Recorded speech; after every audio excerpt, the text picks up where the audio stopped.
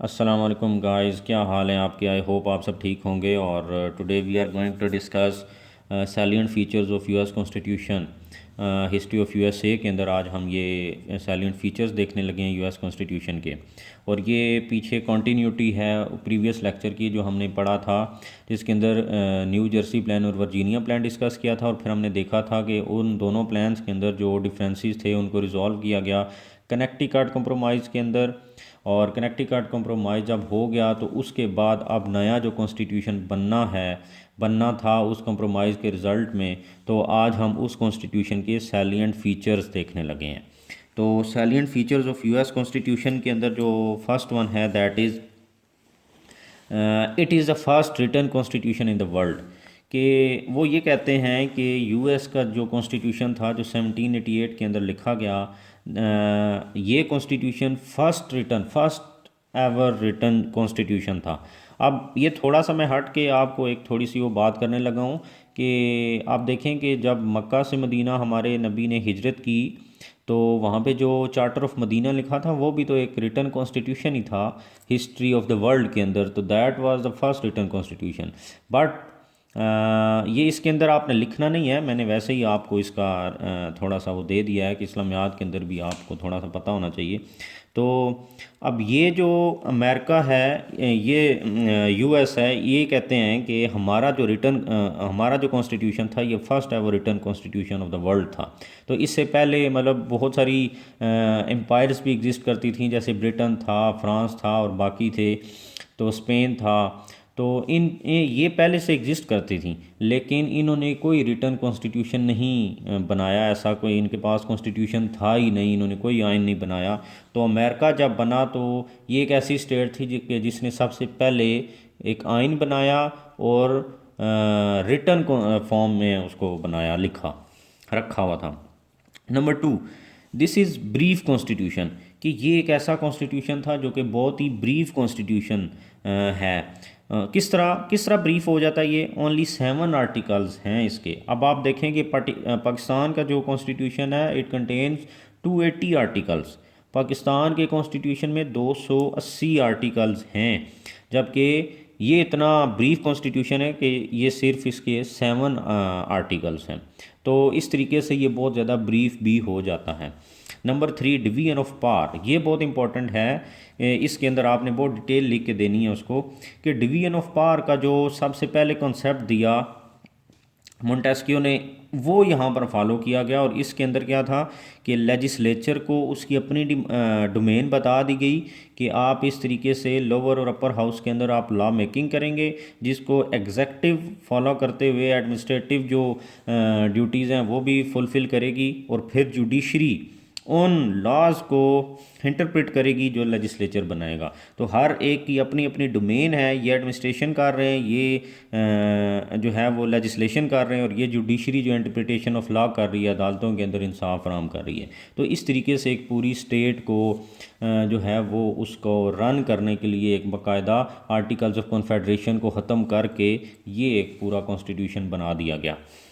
अच्छा, number 4, first constitution which established secular government. ये भी बहुत इंपॉर्टेंट है कि people migrated from Europe, from Britain, from France, from Spain, from Germany.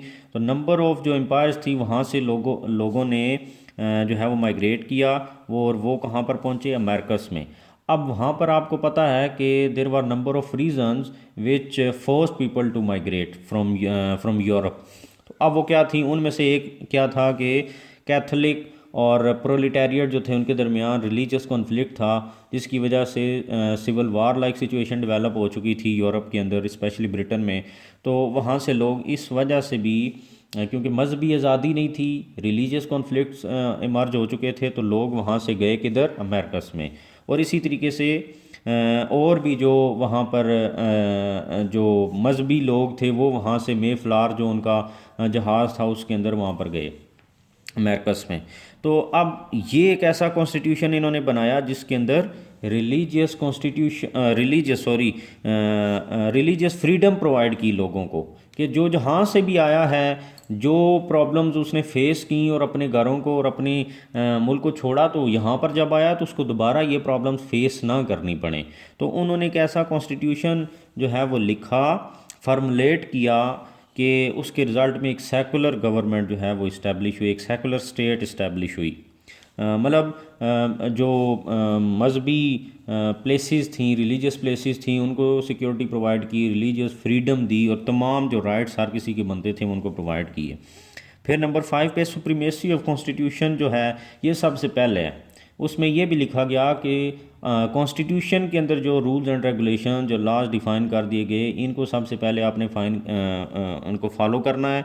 और कॉन्स्टिट्यूशन जो है दैट इज़ सुप्रीम, सबसे पहले कौन है, वो कॉन्स्टिट्यूशन है, आपने इसको फॉलो करना है। Number 6 dual citizenship. अब अमेरिका के अंदर जो लोग करके आए माइग्रेशन यूरोप से, तो उनको डुअल सिटीज़नशिप दी, एक ये अमेरिका की और एक वो, क्योंकि वो लोग जो थे वो वहाँ से हिजरत। और फिर क्या था कि सारे के सारे ही जो लोग थे अमेरिका के अंदर जिन्होंने ये कॉन्स्टिट्यूशन फॉर्मुलेट किया था, कॉलोनीज़ के जो लोग थे, वो सारे के सारे ही माइग्रेट करके यहाँ पर आए थे। तो इस वजह से उन्होंने ये एक बेसिक चीज़ उसके अंदर रख दी कि डुअल सिटीज़नशिप जो है ये सारों को दी, क्योंकि कोई भी वहाँ का नेटिव नहीं था जो इस कॉन्स्टिट्यूशन मेकिंग के अंदर वो था, तो सारे के सारे ही माइग्रेट होके आए थे। तो इस वजह से उन्होंने डुअल सिटीज़नशिप जो थी वो लोगों को अलाउ कर दी। उसके बाद नंबर 7 रिजिड कॉन्स्टिट्यूशन है ये। अब रिजिड रिजिड का क्या मतलब है, इसके अंदर जो नंबर ऑफ़ अमेंडमेंट्स हुई हैं वो बहुत कम है। अगर उसको कंपेयर किया जाए कि पाकिस्तान के साथ, फॉर एग्जांपल हम कंपेयर करें कि यूएस का कॉन्स्टिट्यूशन 1788 के अंदर लिखा, फॉर्मुलेट हुआ, और 2021 के अंदर इसको 231 नहीं, 200 तकरीबन 33 साल हो जाते हैं। तो 233 ईयर्स के अंदर ओनली 27 अमेंडमेंट जो हैं वो की गई हैं। तो इतना ज़्यादा रिजिड है कि तकरीबन 250 साल होने वाले हैं और उसके अंदर सिर्फ 27 अमेंडमेंट्स हुई। और पाकिस्तान का कॉन्स्टिट्यूशन जो 1973 के अंदर बना और 50 साल भी पूरे नहीं हुए, 48 ईयर्स हो गए इसको बने हुए, और 48 ईयर्स के साथ अंदर इसने 25 अमेंडमेंट्स हम कर चुके हैं इसके अंदर। तो इसकी रिजिडिटी अगर हम देखेंगे तो ये हमें पता चलेगा कि कितना ज़्यादा रिजिड है। तो कितना आसान सी चीज़ें इसके अंदर देखी कि written constitution, brief constitution, division of power की, तो ये सारी चीज़ें आपको आसानी से याद रह जाएंगी। और ये मैंने तो क्योंकि आउटलाइन बनाई है, तो आपने पूरी डिटेल इसको जो मैंने एक्सप्लेन किया है, ये सारी चीज़ें आपने लिख के इसको एक बड़ा क्वेश्चन सॉल्व करना है अगर आ जाता।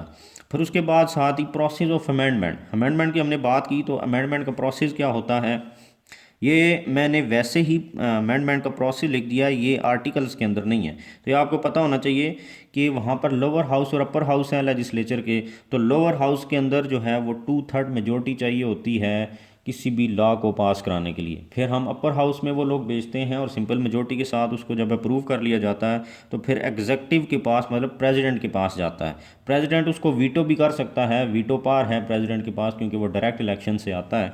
तो अगर वो वीटो नहीं करे और पास कर दे यहाँ से, तो वो फिर वो कानून बन जाता है, वो लॉ बन जाता है। और उसके बाद फिर वो स्टेट्स में भेज दिया जाता है 3/4 मेजोरिटी के लिए। किसी भी स्टेट, 50 स्टेट्स हैं यूएस की, तो कोई भी स्टेट अगर उसको पास करेगी तो वहाँ पर उसकी असम्बली के अंदर 3/4 मेजोरिटी चाहिए होगी उस लॉ को प्रूव करने के लिए। तो ये था हमारा आज का लेक्चर। आई होप आपको समझ आ गई होगी, और आपको अगर समझ आ रहे हैं मेरे लेक्चर तो काइंडली मेरे चैनल को भी सब्सक्राइब कर दें, और मज़ीद लेक्चर्स देखने के लिए मेरे चैनल को सब्सक्राइब करें, और इस वीडियो को बार बार देखेंगे तो आपको याद भी रह जाएगा। Thank you.